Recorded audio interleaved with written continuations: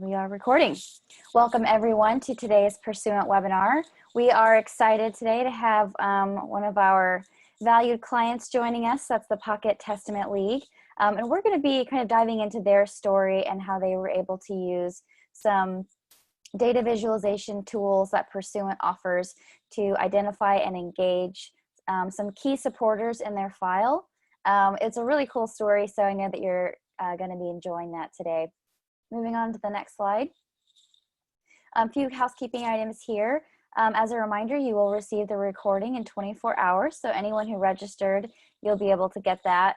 If you've got any connection issues or you have to drop off or leave early, no worries, you'll be getting that in your inbox within 24 hours. You can use the Q&A box at any time to enter any questions you have or any logistical issues that you hopefully don't encounter, but you can put those in there and we'll be responding to those throughout the webinar.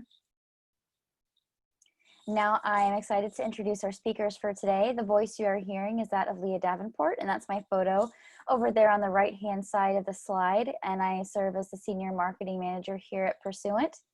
We also have with us Ryan Carpenter. Ryan serves as the Director of our GivingDNA solutions at Pursuant, and so we're excited to have him. And we also have with us Molly Yoder. Molly Yoder is the Director of Membership at the Pocket Testament League. Ryan, why don't you introduce yourself, and then Molly, I'd love to hear from you. Sure, thanks Leah. Glad to be here. Really excited to talk about Molly and her team's story at the Pocket Testament League. It's really interesting and really inspiring. I have worked with Molly for almost close to a year now, supporting their work on the GivingDNA platform. I also help our clients with mid-level strategy. So this topic that we're going to talk about today really hits close to home for me, and just glad to be here. Yeah, and I'm Molly Yoder, and I'm really excited to be with you guys as well. As Leah shared, I'm the Director of Membership for the Pocket Testament League. We're an organization that helps people share Jesus using Gospels of John. And prior to that, I have some experience in the nonprofit higher ed sector. But throughout all of the different roles and hats I've worn, the key theme is I'm a self-proclaimed data geek. So I love any opportunities to take data and leverage it to help nonprofits do more good. So that's kind of the nuts and bolts of this story, and I'm really excited to digging into some practical things that I think our listeners are going to be able to take and apply right away. Thank you, Molly. So before we get started into the meat of today's conversation, it goes without saying that reimagining the post-COVID world begins today. Every day it seems like there's some different angle of the crisis to respond to incorporate into our fundraising.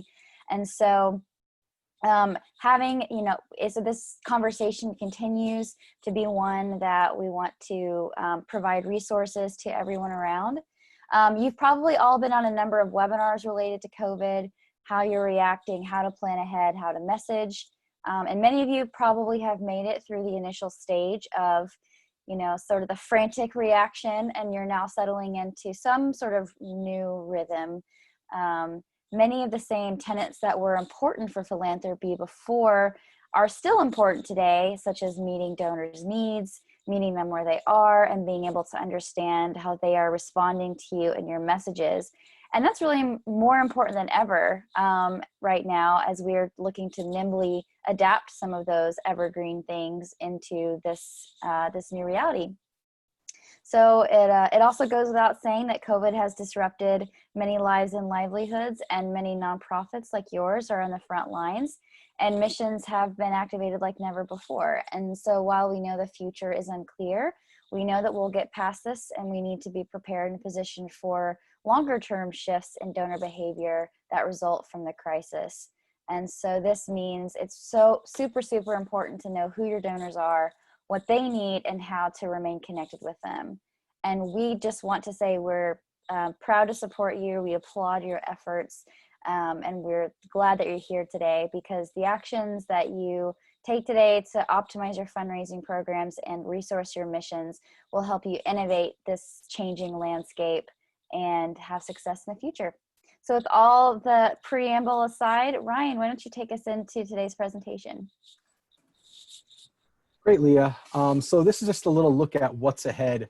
We want to begin by really talking about donor segmentation and engagement, the importance of segmentation, how you do that, what does that mean for engagement, and what are the benefits and the outcomes of increased engagement. With that laid out, we want to jump into Molly and the Pocket Testament League, their backstory. What does her work look like? What has her team's work been? What have they been doing? Some of the challenges that they encountered, and then ultimately the solution that they've found, and some of the other examples of work they've been doing as well. From there, we want to really close things with practical ways to get started. I really feel like whenever I attend a webinar, I always like if there's something that can help me get started. I've just learned this great information, learned about some new resources or tactics, but sometimes it can be overwhelming. And so we want to just compartmentalize what are some really easy things to get you started tomorrow to make the most of having attended this and spent your time with us today. And so let's begin by talking about the importance of segmentation and how it leads to an increase in engagement, which frankly have benefits for your donors and your organization. It's not solely about your mission, because in reality, I like talking about this because I feel that donors should get the best experience that they deserve, and they should be honored and valued. And so by segmenting, by increasing engagement, you're giving them that, but also the outcomes of that action and those actions, they lead to benefits for your organization as well. And so why segment?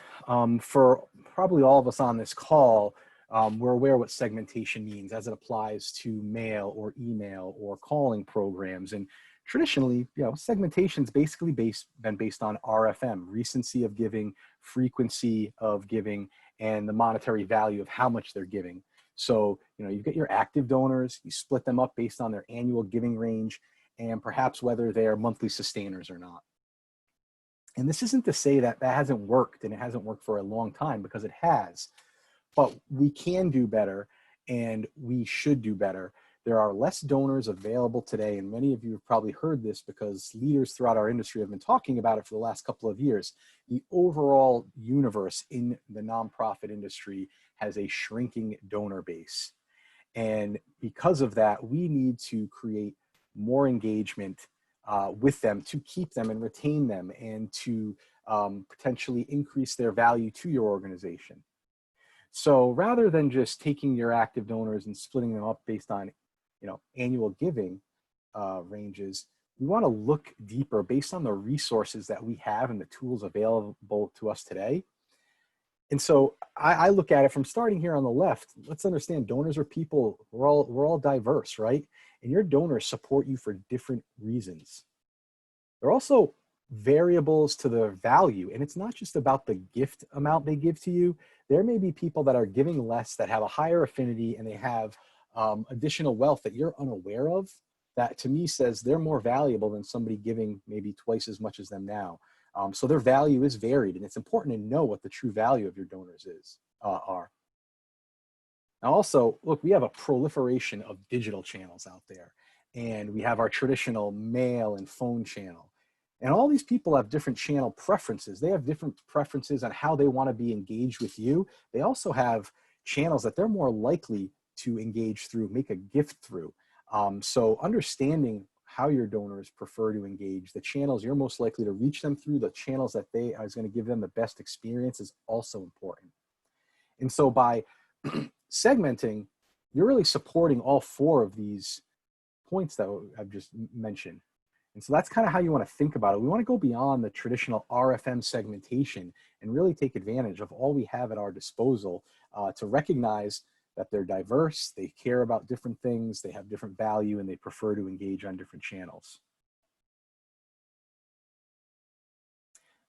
And simply put, segmentation leads to greater engagement, which is going to strengthen relationships and create better donor experiences and happier donors. Now, as I'd said, this also benefits the mission in your work with more frequent and greater giving, And if you've attended some of our other webinars in the past, particularly our mid-level webinars, we've given examples of greater engagement leads to greater giving. And me personally, having managed a number of mid-level programs over the years, I've seen it time and time again. So this is tangible. If we create more engagement, which is able to be done through segmentation, we're gonna have happier donors. And from what I've seen, every time they give more and they give more frequently. Now, building segments. From a tactical standpoint, how does it work? Well, the first step was over here on the left, and it's to aggregate all of the useful fundraising insights that you have at your disposal. That can be internal, like the way you code and identify donors on file, or external, wealth, demographics, all of that information, because the more of that you have, the better you can segment. And again, segmentation leads to greater engagement, greater giving. So with all those insights at your disposal, you can then create criteria for segmenting donors. And that criteria, it's something that you want to basically formalize and be consistent with, right? Because that's how you're going to understand what works and what doesn't, and make changes based on data-driven insights. Now, with that criteria met based on all those great insights, you're able to speak to the right people at the right time with the right message through the right channel. And at the end of the day, that raises more more revenue and more awareness for your mission.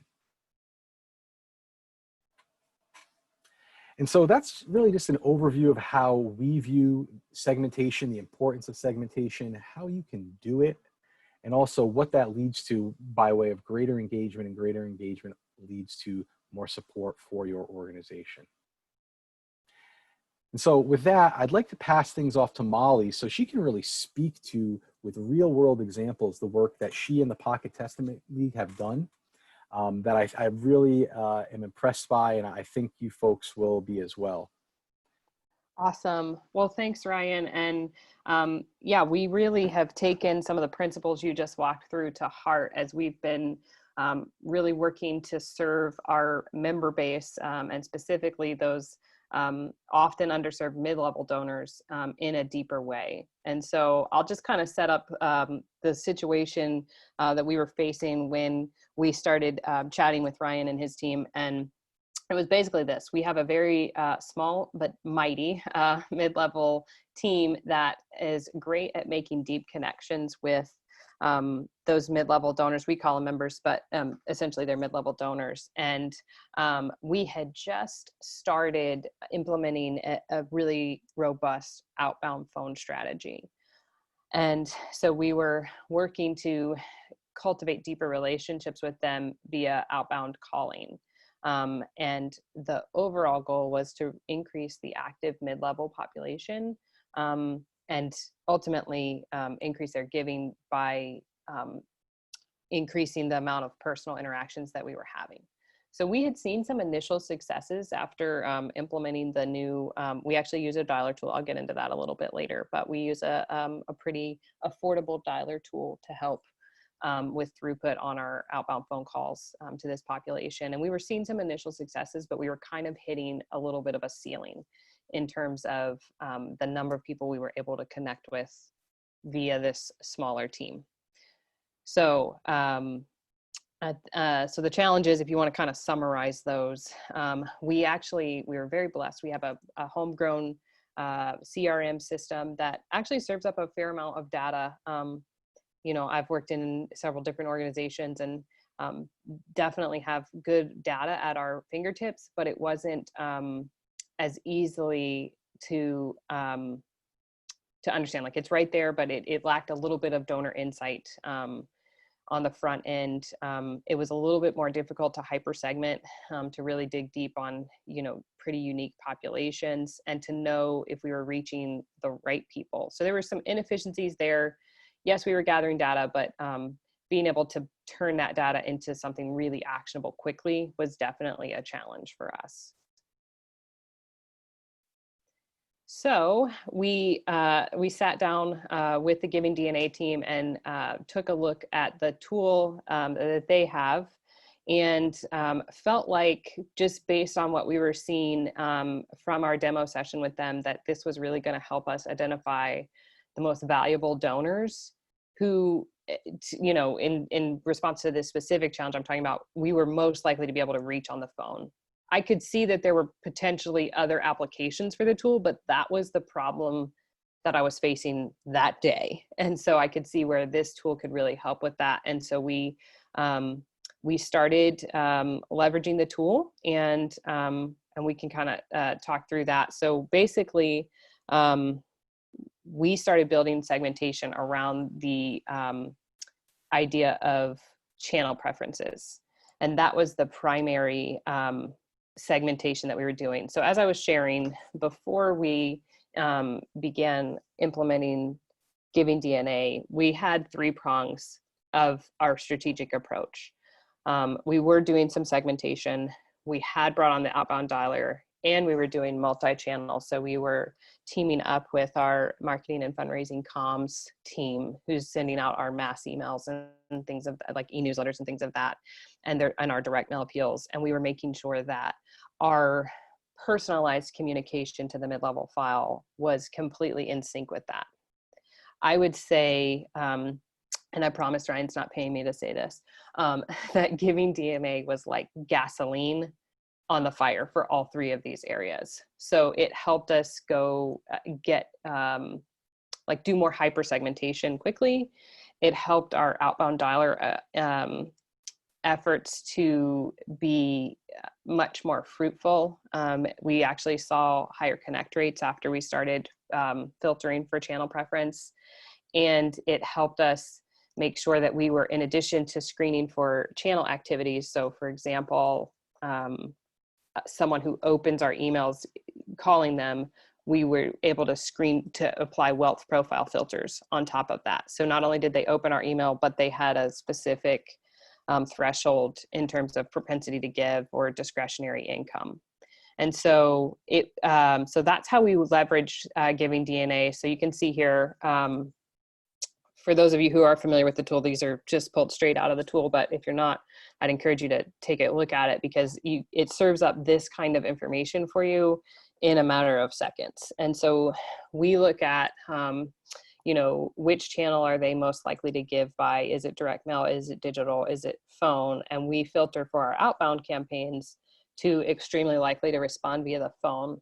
We also look at net worth or past donation activities to see, you know, where some opportunities may lie in the 3, you know, if you want to think about our strategy as kind of a 3-legged stool. So we've got segmentation, outbounding, and the multi-channel. So the filtering capabilities that GivingDNA provides just really helps us to strengthen those 3 legs of our stool.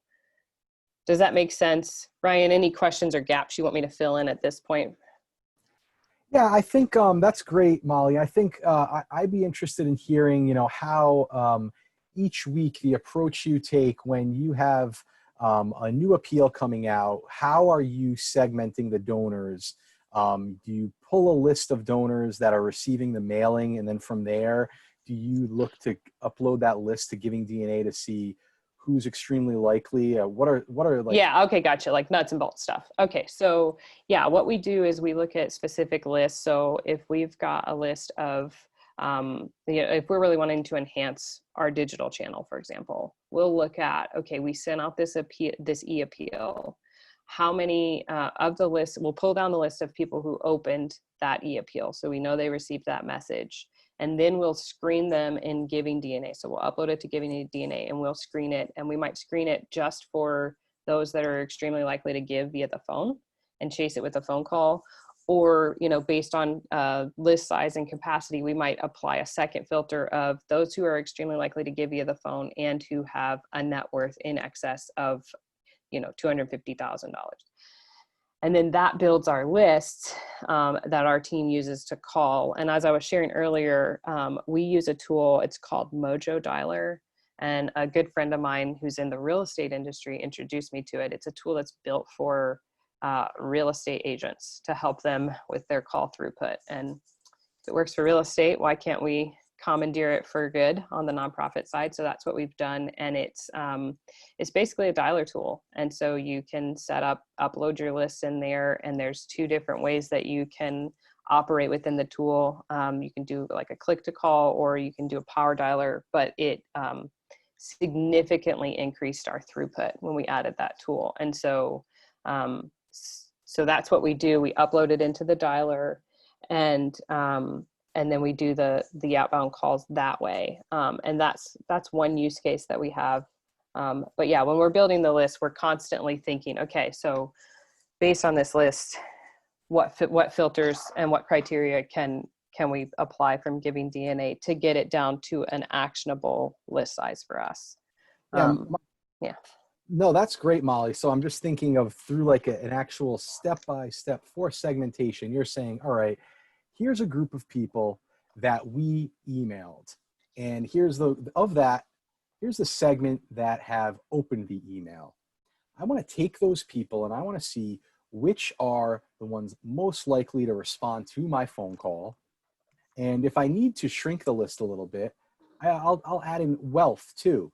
Mm-hmm. And from there, you then use your other resource, which is this dialer. So you're not picking up the phone again and again and again. It's working. And then whenever somebody picks up, you're going to get at the other end of that phone call, correct? Exactly. And so I just look at this from all of that work, and we'll get to the results in a minute, compared to simply pulling the list of everybody that got the email and maybe the ones that opened it, and then just picking up the phone and calling. How much longer that could be, and how much less efficient, and how much less ROI you're going to get. So I want to share some of the results based on all of this, all these tactics that you've implemented, whether it's the dialer or just thinking of segmentation, and then how the GivingDNA platform can help you.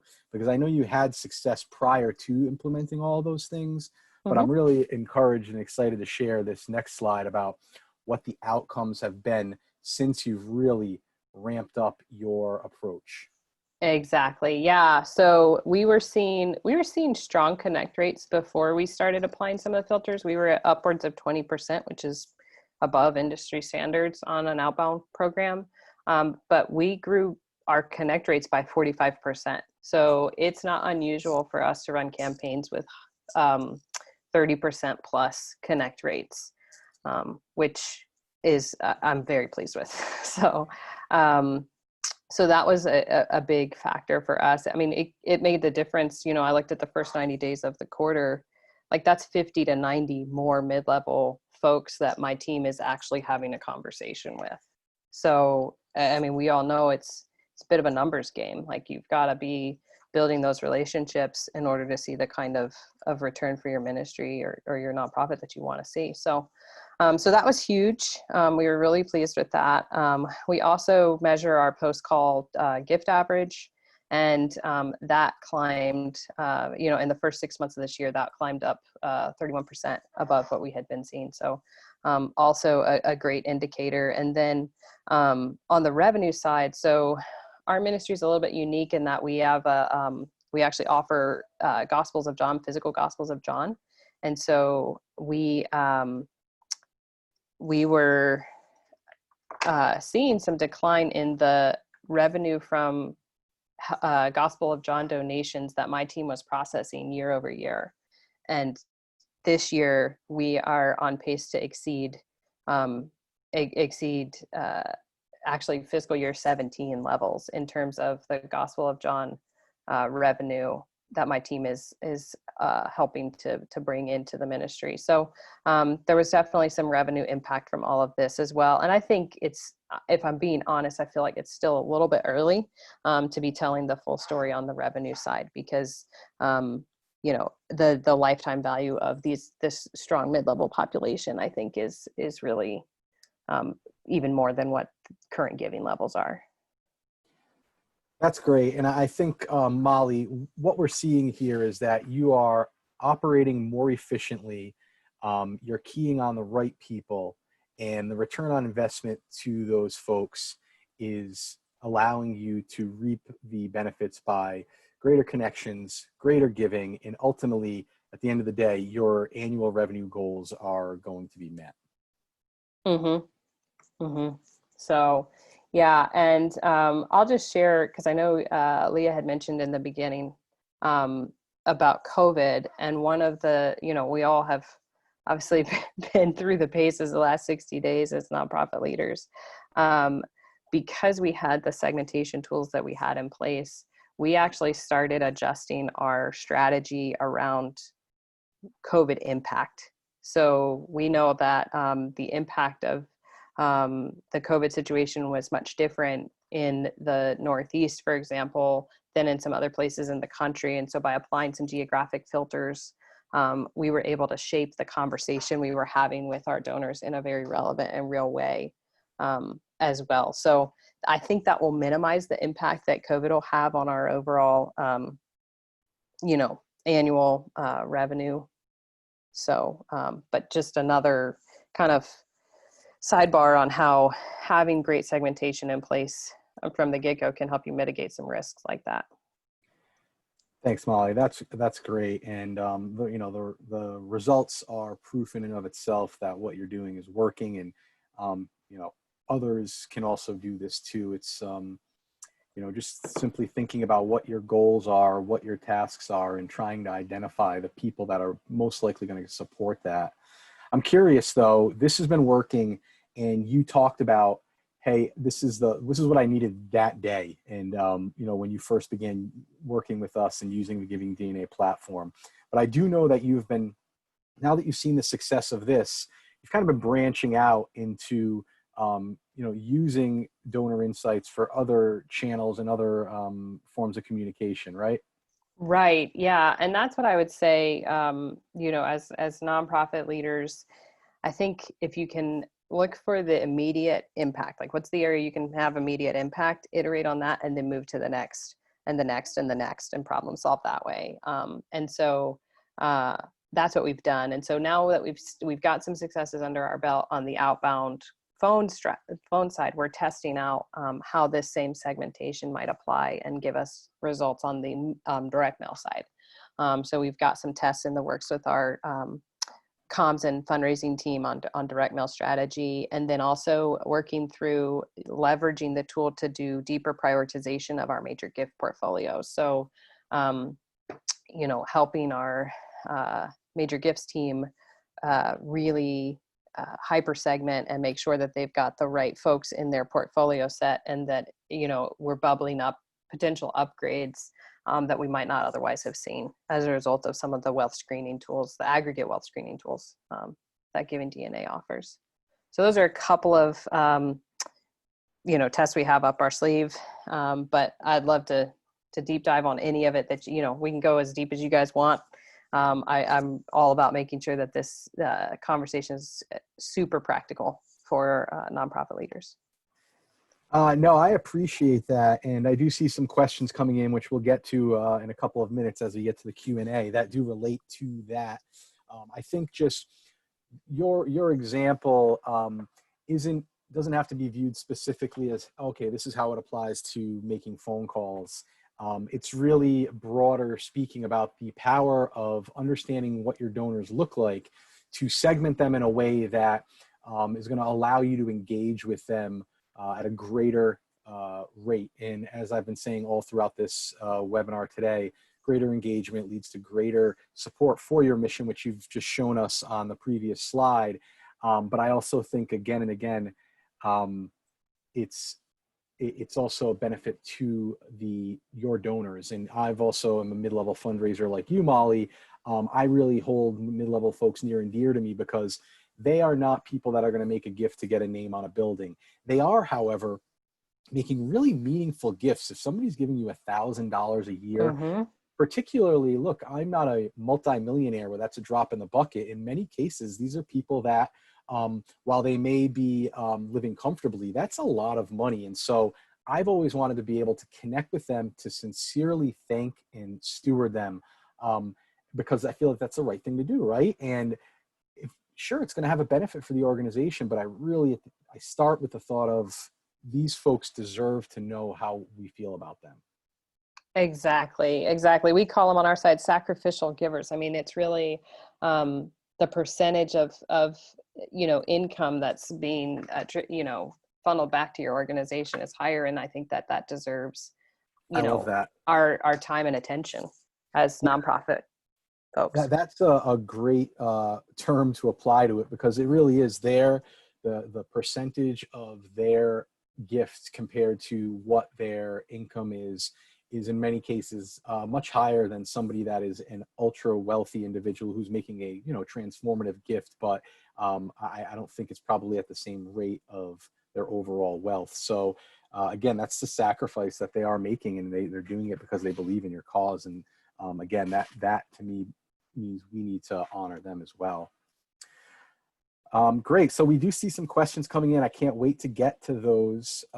Before we do that, I really, Molly shared several practical and meaningful examples of how the Pocket Testament League has been segmenting their donors for various communications and channels of engagement. That doesn't mean it's going to be the right way for you to do it. So I just want to take a step back and say, all right, well, what can I do to get started today? And let's say tomorrow it's Thursday. What can you do? I think the first step is understanding what you have at your disposal. What giving and demographic data do you have within your organization? How do you code and flag your donors? Do you understand, what type of giving channel they're coming through? Is there a certain designation based on the level of giving? Are they volunteers, advocates? Do they care about a certain program? Use all of that. Let's start at your database, which we can all do. You do not have to go out and go to a third party, partner for that. Let's just start by recognizing what you have. Another thing I think is important is listen to your donors. And this is really critical for anybody on the call that works with mid-level or major. Obviously, you know it, but we want to listen actively and understand why they're giving, understand what's important to them, understand how they want to communicate with you. Because if you can honor that, I've done some work with a few leading nonprofits like Feeding America and CARE, and we found that for our mid-level donors, if we honored their request for less mail or no email, mail only, things like that, they gave more than people that got every piece of communication we could send out. And I say that some folks on this call may be a little, concerned that, hey, I don't want to turn off what's working. I agree with you 100%. However, though, people that are giving at the mid-level, if you're continuing to place them in the direct marketing and direct mail stream, which I totally agree with, if they say I could use less mail, and whether that's 6 times a year or quarterly as opposed to 12, keep in mind that these people are invested. They started probably by giving $50 to you, and here they are several years later or a decade later, and they're giving $500, $1,000, $2,500. They care about your mission. Mid-level in particular are your most loyal donors. So if you honor what they ask for as far as their donor experience, it'll help you as well. And so I wouldn't say, hey, try to replicate what Molly's done all in one day. Start small. Just try to understand if you can create several different groups of donors based on, I'm sure you're segmenting based on giving level, but understand if there's people that you see are giving to one specific cause, or if there's a group of individuals that are giving only through one channel. I can't tell you what changes to make based off of that alone, but let's just at least understand what are the different groups of my donors, and then you can begin to game plan on how you want to segment. And also, feel free to reach out to me. This is kind of what I do every day as far as building segmentation, importing donor segments to create strategies and create discrete communications for donors. So I'm glad to talk about that as well. And so just to recap, what did we talk about today? Really the importance of segmentation, the way you can go beyond your typical RFM, which does work, but I think we have to be a little bit smarter today with a shrinking donor file, with a distracted donor file. There's so much communication going out there. There's so much going on in the world that we really want to give our best effort to create engagement, because engagement creates greater, more consistent giving to your organization.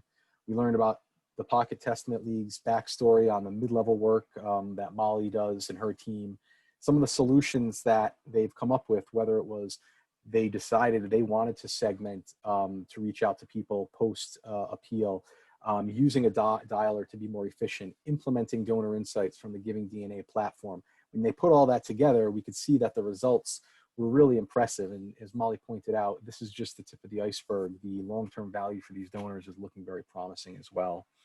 And with that, just I hope we gave you a few thoughts on how to get started, not to be overwhelmed by it, but let's just start small and recognize what we have on our donor file, try to create some segments based on what we have at our disposal. And if you feel like you are ready to, well, then look at some of the additional resources that are out there today to help you segment donors. And, you know, those are things like our own GivingDNA platform. I'm glad to set up time with anybody to give you a demo to show you, you know, what is Molly leveraging that could help you as well. Or there's other options out there too that can help you gain more information and more insight on your donors. And so with that, we're going to tee it up for some Q&A. Leah, do you have any questions? I saw a few over there. Yes, thanks, Ryan, and thank you, Molly. So I was reading through them and trying to kind of group them into a few themes. The first one that we received asked, what are the conversations between your team and the prospect? Are they mentioning the email they received? Are they doing a check-in? Are they asking for the donation directly? I think they were just wanting some more kind of details on kind of the overall flow of that. Sure. The short answer is yes. We've tested a few different strategies, and it kind of depends on the nature of the email. So sometimes we will acknowledge the email. We'll say, hey, and we wanted to make sure you saw, for example, like an impact report. We wanted to make sure you saw that, and isn't it exciting how much collective impact our community is having together, you know? And if they, you know, they'll either acknowledge, yeah, I saw that, and then great, we can move past that and go into the ask, if that's, you know, the stage that member is at, or the nurture touch. But you know, we usually do acknowledge it if we get them on the phone and just ask if they saw it. And if they didn't, then we have an opportunity to recap. I think the whole principle of layering communication. So it takes, I think, 7 different, you know, touches or messages for it to start sinking in. And so we're just trying to do that work. So we've got a very skilled marketing and fundraising team that's layering like social media ads and social media messaging with the content that's going out via email. So if they're seeing it via email and they're seeing it via social, and then my team is picking up the phone and calling and talking to them about that same message that they're seeing, that's just going to reinforce the good work that they're making possible in the organization, and ultimately will result in a donation. So we try to alternate. So we're not, you know, we're not constantly making an ask every time they pick up the phone from us. So we usually do 1 to 2 nurture touches in between. And so my team is cognizant of the nature of their last conversation with our member care team, and they try to adjust how that conversation goes based on that. Does that help answer the question, Cindy? Mm-hmm. Yeah. See if they write in. And then we had a couple of questions, Molly. Some were related to channels, and and another one was related to demographic data. So I'll try to see if I can combine the 2 questions that are kind of related to channels. Yeah, and Leah, Mm-hmm. I think I could give an answer towards that channel preference. Yeah, great. I don't want anybody to be confused. So Brian asks, are we suggesting making asks only by using preferred channel, or are the follow-ups or also a follow-up ask? So I'll let Molly speak to how she's using channel preference. I would speak broader to understanding channel preference.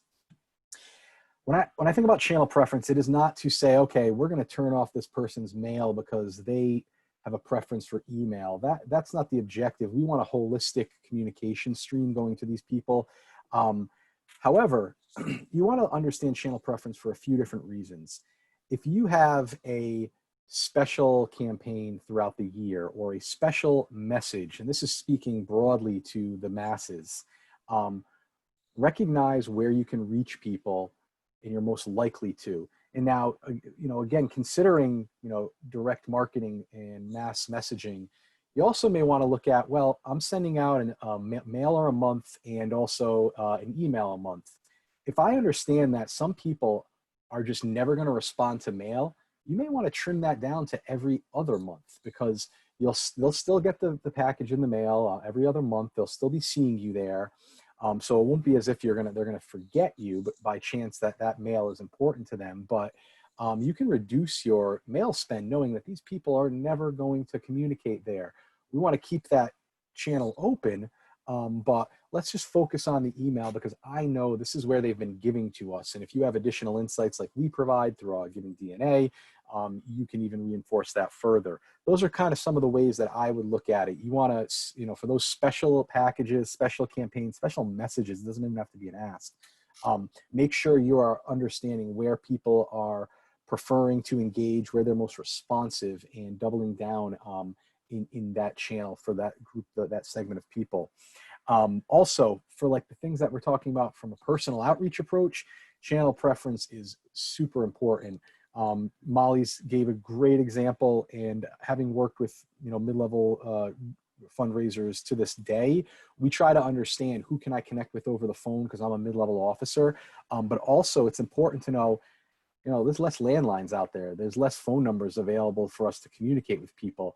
Who are the people that are going to respond to email? And that may just because they're on mobile all day. Or also, who are the people that'll just respond to a handwritten note? I know sounds archaic, but handwritten notes, in my experience, they have led to the greatest reply than any voicemail or email in my time doing this for about a decade time. If you send a nice note to somebody with the offer to reach back out to you, we've gotten so many callbacks. So for personal engagement, I think that as it works in correspondence with your email and mass mail approach, anything you're going to do personally, it's critical to understand the channel that you're going to most likely to reach people and where they want to engage with you. And then, yeah, and Molly, as far as the follow-ups, I don't know if you have anything to add to that. Yeah. So related to follow-up, so a lot of times we chase the direct mail, so it's not the other way around. So I hope that clarifies things. So basically, we'll look at the segment of folks that are in the direct mail mailing, and we can, while the direct mail is being produced and then en route to donors, we can do the screening work that we need to do, whether it's screening for channel preferences like we talked about. It could be screening for net worth or wealth indicators. We could be screening for, and this is one of the things I loved about the GivingDNA tool, we could be screening for their affinity to give to specific causes. So like in our instance, we're in evangelism ministry. So being able to look at people who have an affinity to give to religious organizations in general might be a good filter for us. So we can apply those different filters to the whole direct mail file and then chase that direct mail with either a targeted email or an outbound, like a phone call from my team around the time that direct mail should be hitting in homes as a layering message opportunity. So that's kind of how we would do that. I understand you've got to like really be kind of coordinated around your lag time, but we kind of capitalize on that gap from the time you give the mail shop the AOK to drop the mailing to the time that it's getting into the donor's hands. You've got some time that you can really do some segmentation on the list. Great. And it looks like we have one final question. Can we give some concrete examples of demographic data that is underutilized other than net worth? I think this is a great question, Brian. Net worth to me, or any wealth markers, that was the way we did things at, you know, the beginning of the 21st century, that's like pretty much all we had to separate one donor from another. And while I still feel it's meaningful if we're trying to understand their ultimate capacity, it's just only one piece of the puzzle, because there are plenty of wealthy and ultra wealthy people that aren't that philanthropic. So while I want to know the capacity of individuals, including net worth, home value, income, you could use any of the wealth scores that are out there through various well-known data providers. That's good. But you also, I think, to me, we also want to understand affinity. Where else are people giving? Are they giving to causes similar to mine? Are they generally philanthropic and making gifts recently elsewhere? We want to understand what the greater share of wallet is. And also, can we hyper focus on that greater share of wallet that applies to missions like my own? So that's something I would, I like to look at giving to the organization, capacity, and then affinity. Those three right there can help. They're pretty solid to help you prioritize individuals.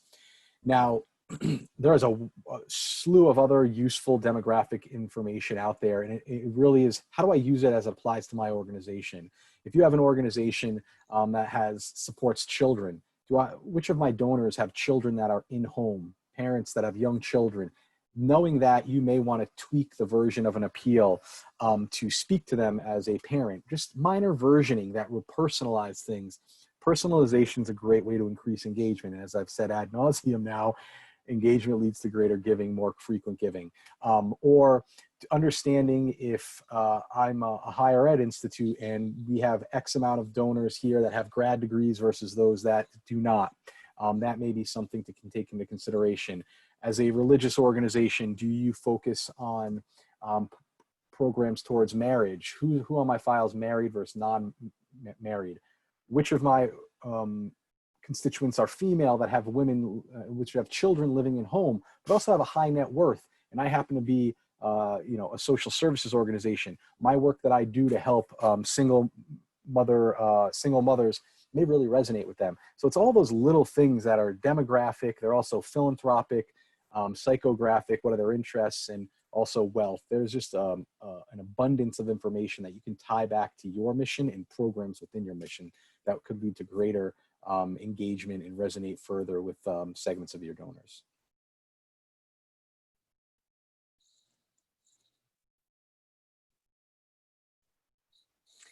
Thank you, Ryan. We've got a few more minutes left, so if there are any other questions, feel free to go ahead and chat those in. And while we're waiting on those final questions, Ryan, would you go to the next slide? Sure thing. Sure. And so while we're waiting for any final questions to roll in, I'd love to share with everyone the fundraising strategy assessment.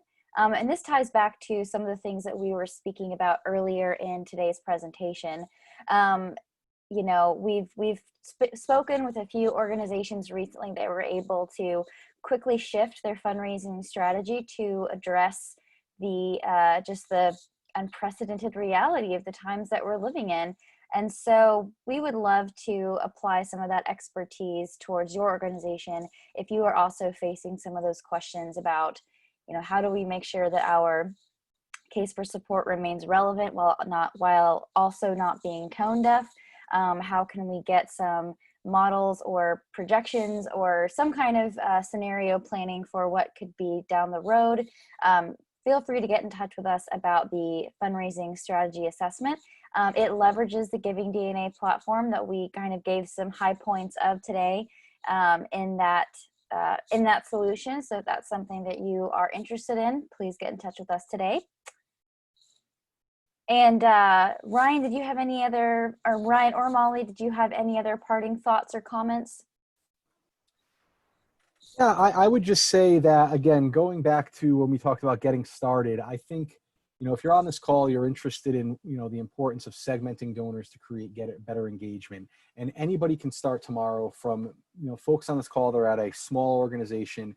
Look inside what your database has. How are you, you know, coding donors? How are you flagging donors? That's a great way to understand at the very base level differentiation. And based on those differences, those different groups you're creating, is there a way to segment that may allow you to become more likely to engage with your donors because you know what they care about, where they've given, what channel they've given to you on. That right there, I think, is something we're all capable of doing starting tomorrow. And if you want to look at additional resources, I'm glad to speak to you as well. So thank you, everybody, for attending. Yeah. Thank you, Ryan. And thank you again, Molly, for joining us and giving us some of your time today. Oh, happy to do it. All right. Well, everyone, have a great rest of your day. We're getting you about 10 minutes, giving you about 10 minutes back in your day today. So glad that you were able to join us. Take care.